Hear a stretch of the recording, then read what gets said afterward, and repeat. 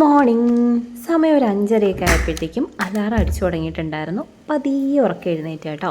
അപ്പോൾ നോക്കിയപ്പോൾ നല്ല മഴ. താഴ്ന്നേങ്ങ് നോക്കിയിട്ടുണ്ടായിരുന്നു മഴയുടെ ഒരു കാഠിന്യം. അപ്പോൾ അത്യാവശ്യം മഴ പെയ്യുന്നതുകൊണ്ട് താഴെ തന്നെ നിന്ന് ഞാൻ എൻ്റെ എക്സസൈസൊക്കെ കംപ്ലീറ്റ് ചെയ്ത് ചെറുതായിട്ട് മഴയൊന്ന് താന്നപ്പോഴല്ല തോർന്നപ്പോൾ മുകളിലേക്ക് വന്നിട്ടുണ്ട് കേട്ടോ. പിന്നെ കുറച്ച് സമയം യോഗ പ്രാക്ടീസാണ് ഞാനിവിടെ ചെയ്തുകൊണ്ടിരിക്കുന്നത്. എനിക്ക് കുറച്ചായിട്ട് ഈ ഒരു ശീലം ഞാൻ എന്നിൽ വളർത്തിയെടുത്തുകൊണ്ടിരിക്കുന്നതാണ്. പിന്നെ കുറച്ച് കാര്യങ്ങളൊക്കെ എഴുതും കേട്ടോ. ഇന്ന് ചെയ്യാനുള്ള കാര്യങ്ങളും കുറച്ച് ഗ്രാറ്റിറ്റ്യൂഡും അങ്ങനെ കുറച്ച് കാര്യങ്ങളൊക്കെ എഴുതി വെക്കാറുണ്ട്. അപ്പോൾ ഇത് ഞാനൊരു ഡെയിലി റൊട്ടീനായിട്ട് ഇങ്ങനെ എന്നെക്കൊണ്ട് മനഃപൂർവ്വം ചെയ്യിക്കുന്നൊരു കാര്യമാണ്. ഭയങ്കര അടിപൊളിയാണ്. രാവിലെയുള്ള ഉറക്കം എഴുന്നേൽക്കൽ തന്നെ സൂപ്പറാണ്. പിന്നെ നിസ്കാരവും അതുപോലെ തന്നെ നമ്മുടെ യോഗയും എക്സസൈസും എല്ലാം കൂടി ആകുമ്പോൾ ഭയങ്കര ഒരു പോസിറ്റിവിറ്റി കിട്ടും കേട്ടോ. അന്നത്തെ ദിവസം മുഴുവൻ നല്ല എനർജറ്റിക് ആയിട്ട് ഓടാൻ വേണ്ടിയിട്ടുള്ള ഇന്ധനം നമുക്ക് രാവിലെ തന്നെ കിട്ടും. മുന്നേയൊക്കെ ആണെങ്കിൽ ഞാൻ എഴുന്നേറ്റ ഉടനെ ആദ്യം പോകുന്നത് അടുക്കളയിലോട്ടായിരിക്കും. അടുക്കളയിൽ പോകുന്നു, പിള്ളേർക്കുള്ള കാര്യങ്ങൾ ഉണ്ടാക്കുന്നു, ഇങ്ങനെ എന്താ പറയുക, ഒരു കൃത്യനിഷ്ഠ ഇല്ലാതെയുള്ള ഒരു ഓട്ടത്തിലായിരുന്നു കേട്ടോ. അത് നമ്മളെ ഭയങ്കരമായിട്ട് മടി വരുത്തുന്ന ഒരു സംഭവമാണ്. നമുക്ക് ഭയങ്കര ക്ഷീണം, തളർച്ച, ഒരു അലസമായിട്ടൊരു സംഭവം ഉണ്ടാവും കേട്ടോ. എന്നാൽ രാവിലെ എഴുന്നേൽക്കുകയാണെന്നുണ്ടെങ്കിൽ അടിപൊളിയായിട്ട് എനിക്ക് തോന്നാറുണ്ട്. ഇന്നൊരു പ്രത്യേകതയുള്ളൊരു ദിവസം കൂടിയാണ്. ഒരു 2 മാസമൊക്കെ കൂടുമ്പോഴത്തേക്കും ഹോസ്പിറ്റലുകളിലോട്ട് ഈ ഫുഡ് കൊടുക്കുന്ന ഒരു സംഭവം ഉണ്ട്. നിങ്ങൾക്കൊക്കെ അറിയാമെന്ന് ഞാൻ വിചാരിക്കുന്നു. മെഡിക്കൽ കോളേജിലോട്ട് നമുക്ക് എത്രയാണോ ഫുഡ് കൊടുക്കാൻ പറ്റുന്നത് അത്രയും പൊതി കൊടുക്കുക എന്നുള്ളൊരു സെറ്റപ്പ് കേട്ടോ. അപ്പോൾ അതിന് വേണ്ടിയിട്ട് വന്ന് പറഞ്ഞിട്ടുണ്ടായിരുന്നു. അങ്ങനെ ഇന്നാണ് ആ ദിവസം. രാവിലെ അതിന് വേണ്ടിയിട്ടുള്ള ഒരുക്കത്തിലാണ് കേട്ടോ ഞാൻ. ഒരു 9:30 ആകുമ്പോഴത്തേക്ക് അവർ വരും. അതിന് മുമ്പ് സെറ്റാക്കി പൊതിഞ്ഞ് റെഡിയാക്കി വെക്കണം.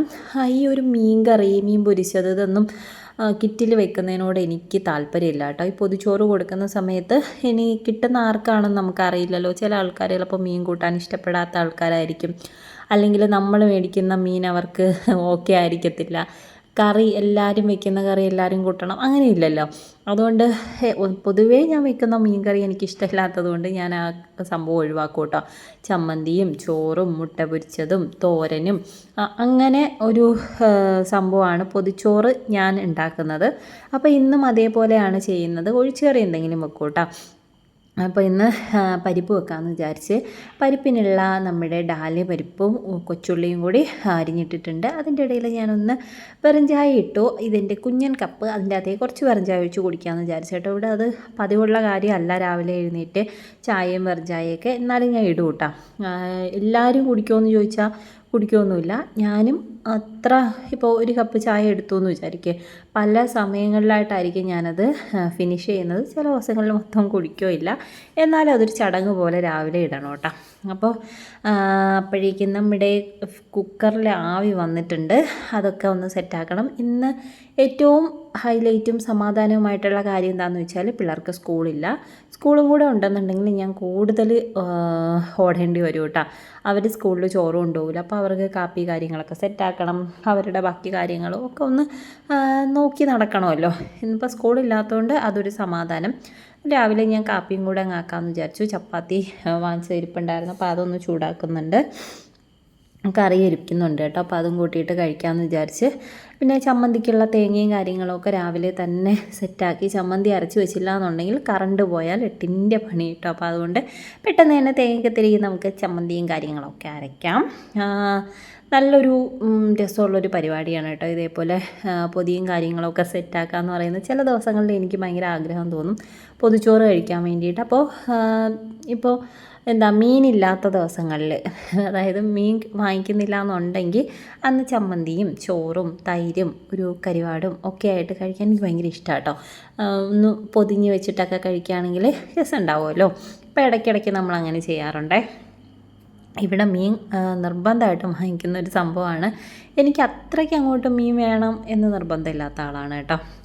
ഓക്കെ, അപ്പോൾ എന്തായാലും നമ്മുടെ തേങ്ങ തിരികലും കാര്യങ്ങളും ഒക്കെ കഴിഞ്ഞ് ജസ്റ്റ് അപ്പോഴപ്പോഴേ തന്നെ കിച്ചൺ ഒന്ന് ക്ലീൻ ചെയ്ത് പോയില്ല എന്നുണ്ടെങ്കിൽ ഭ്രാന്താലയം പോലെയാവും. അതുകൊണ്ട് പറ്റുന്നിടത്തോളം ഞാനൊന്ന് ക്ലീനും കൂടെ ചെയ്ത് കൊടുക്കുന്നുണ്ട് കേട്ടോ. അത്യാവശ്യം സ്പീഡ് കൂട്ടിയിട്ടാണ് ഞാൻ ഈ വീഡിയോയും കാര്യങ്ങളൊക്കെ കാണിക്കുന്നത്. അതിൻ്റേതായ ഒരിത് നിങ്ങൾക്ക് കാണാൻ പറ്റുന്നുണ്ടാവും. കൈ ചെറുതായിട്ട് ചിരവയുടെ സൈഡിൽ കയറിക്കൊണ്ട് മുറിഞ്ഞിട്ടുണ്ടായിരുന്നു കേട്ടോ.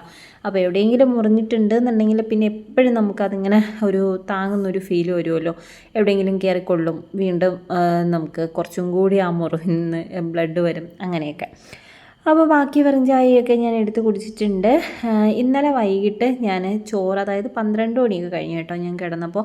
അപ്പം തന്നെ ഞാനിങ്ങനെ ചോറ് എടുത്ത് ഇതിൻ്റെ അകത്തേക്ക് ആക്കിയിട്ടുണ്ടായിരുന്നു. എന്നാൽ മാത്രമേ രാവിലെ വെന്ത് കിട്ടത്തുള്ളൂ. വിലയേരിയാണ് ഇടുന്നതെന്നുണ്ടെങ്കിൽ ഉറപ്പായിട്ടത് വേവാൻ ഭയങ്കര പാടാണ് കേട്ടോ. ഇവിടെ പൊതുവേ പെട്ടെന്ന് വേവുന്ന അരികളാണ് യൂസ് ചെയ്യുന്നത്. പക്ഷേ ചോറൊക്കെ കൊടുക്കുമ്പോൾ ഞാൻ വിചാരിച്ചു വേണ്ട, ഇത് തന്നെ ഇടാം എന്നുള്ള കാര്യം. അപ്പോൾ ഇപ്പോൾ കുറേ ആയല്ലേ അങ്ങനെ പറയുന്നു. അങ്ങനെ എന്നാൽ പിന്നെ നമുക്ക് കുറച്ച് അങ്ങനെ പിടിക്കാം. അരിയൊക്കെ വെന്തിട്ടുണ്ട്. ആ സമയത്ത് നമുക്ക് അരപ്പൊക്കെ ഒന്ന് സെറ്റാക്കി എടുക്കാം. 2 കറികൾ ഞാൻ വെക്കുന്നുണ്ട് കേട്ടോ. ഒഴിച്ച് കറി പരിപ്പ് വെച്ചപ്പോൾ ചോദിച്ചു ഇനി പരിപ്പ് മാത്രം ആക്കണ്ട, തൈര് കറിയും കൂടി സെറ്റാക്കാമെന്ന്. അങ്ങനെ തൈര് കറിയും പരിപ്പും കൂടി സെറ്റാക്കുന്നുണ്ട് കേട്ടോ. കുറച്ച് പുളിയും കാര്യങ്ങളൊക്കെ ഇരുന്നോട്ടെ. ഇതിപ്പോൾ എല്ലാവർക്കും ഇഷ്ടപ്പെടുന്ന ഒരു കോമ്പിനേഷൻ ആണോ എന്നൊന്ന് ചോദിച്ചാൽ എനിക്കറിയത്തില്ല കേട്ടോ. ഞാൻ ഇങ്ങനെയൊക്കെയാണ് സെറ്റാക്കിയത്. ഒരുവിധം എല്ലാ പരിപാടികളും ഒതുങ്ങി ഒരു 8:45 ആയപ്പോൾ എൻ്റെ കുക്കിംഗ് പരിപാടിയൊക്കെ തീർന്നിട്ടുണ്ടായിരുന്നു. ഇനി നമുക്കിതെല്ലാം ഒന്ന് പൊതിഞ്ഞെടുക്കാം.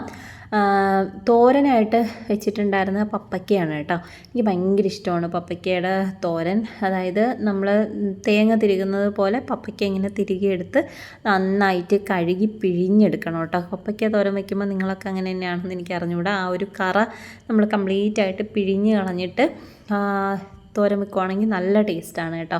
അങ്ങനത്തെ തോരൻ, നല്ല ചൂട് ചോറും.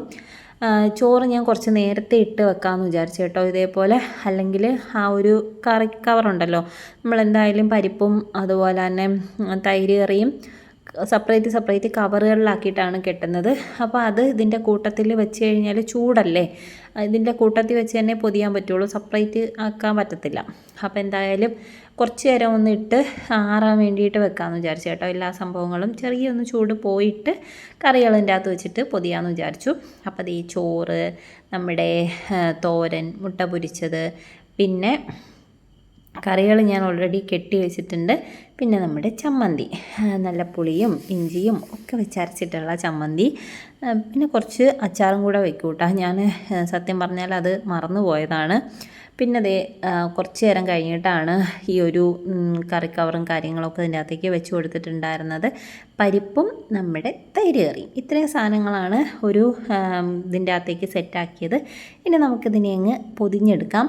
എന്നെ സംബന്ധിച്ചിടത്തോളം ഭയങ്കര ടാസ്ക് പിടിച്ചൊരു പരിപാടിയാണ് ഈ ഒരു ഇല പൊതിയൽ. സാധാരണ ഇക്കാണ് കേട്ടോ ഈ ഒരു പാർട്ട് ചെയ്തു തരാം. ഇന്നിപ്പോൾ ഞാൻ പറഞ്ഞില്ല, കുറച്ചൊന്ന് ചൂടാറാൻ വേണ്ടിയിട്ടൊക്കെ വെയിറ്റ് ചെയ്തപ്പോൾ താമസിച്ചു. അപ്പോൾ പുള്ളിക്കാരൻ പോയിട്ടുണ്ടായിരുന്നു. ഇനി ഞാൻ തന്നെ പൊതിയാം എന്ന് വിചാരിച്ചു. ഞാൻ പൊതിയുന്ന പൊതി അത്യാവശ്യം വലിയ പൊതിയായിരിക്കും കേട്ടോ. അതങ്ങനെ ചെറുതാക്കാൻ എനിക്ക് അറിഞ്ഞുകൂടാ. എന്തായാലും പറ്റുന്ന പോലെയൊക്കെ ഞാൻ ഒരു പേപ്പറിൽ പൊതിഞ്ഞപ്പോൾ അത് പറ്റൂല എന്ന് എനിക്ക് മനസ്സിലായി. അപ്പോൾ ഞാൻ മാറ്റി വെച്ചിട്ടുണ്ടായിരുന്നു. ഫൈനൽ ഒരു പേപ്പറിലും കൂടി പൊതിഞ്ഞിട്ട് കൊടുത്താലേ ശരിയാവുള്ളൂ കേട്ടോ. അപ്പോൾ എൻ്റെ ചമ്മന്തിയൊക്കെ ഉരുണ്ട് പോകുന്നുണ്ട്. ഞാൻ പറഞ്ഞില്ലേ, എനിക്കത് അങ്ങോട്ട് ഇല പൊതിയാന്ന് പറയുന്നത് ഭയങ്കര ബുദ്ധിമുട്ടാണ്. ഒന്നാമത് ഞാൻ ഇല വാട്ടിയിട്ടുണ്ടെങ്കിൽ എത്രയൊക്കെ സെറ്റാക്കിയാലും ഇല പൊട്ടിപ്പോകും കേട്ടോ. പൊതിഞ്ഞ് വരുമ്പോഴത്തേക്കും ഏതെങ്കിലും ഒരു സൈഡിൽ നിന്ന് പൊട്ടിയിട്ട് ചോറ് പോകാറുണ്ട്. അപ്പം ഒന്ന് ഒതുക്കി എങ്ങനെയൊക്കെയോ അഡ്ജസ്റ്റ് ചെയ്ത് പൊതിഞ്ഞുകൊണ്ടിരിക്കുകയാണ്. 9:30 മുന്നേ അവർ വരും. അപ്പോൾ അതിനു മുമ്പ് നമ്മളിത് പൊതിഞ്ഞ് സെറ്റാക്കി വെച്ചില്ല എന്നുണ്ടെങ്കിൽ പാടല്ലേ. നമ്മളിത് എടുത്ത് വെക്കണം. വെച്ചില്ലെങ്കിൽ അവർ പിന്നെ വന്നിട്ട് വെയിറ്റ് ചെയ്യണം. എല്ലാ കാര്യങ്ങളും അവരുടെ താളം തെറ്റും. അതിനെക്കാട്ടി നല്ലത് നമുക്ക് പറ്റാവുന്നിടത്തോളം സ്പീഡിൽ കാര്യങ്ങളൊക്കെ അങ്ങ് ചെയ്ത് ഒതുക്കി വെക്കുവാണെങ്കിൽ അടിപൊളിയല്ലേ. അപ്പോൾ അന്നമ്മയെ കൊണ്ട് ഞാൻ വീണ്ടും 2ാമത് പേപ്പർ അടുപ്പിച്ചിട്ടുണ്ടായിരുന്നു കേട്ടോ. ഒരു തവണയും കൂടി പൊതിഞ്ഞിട്ട് കൊടുക്കാമെന്ന് വിചാരിച്ച്. ഇല്ലെങ്കിൽ ഇനി അവരവിടെ കൊണ്ടുവന്ന് ഫുഡ് എടുക്കുമ്പോഴത്തേക്കും താഴത്തൊന്നും പോകണ്ടെന്ന് വിചാരിച്ച് ഇങ്ങനെ പൊതിഞ്ഞ് സെറ്റാക്കി വെച്ചേ.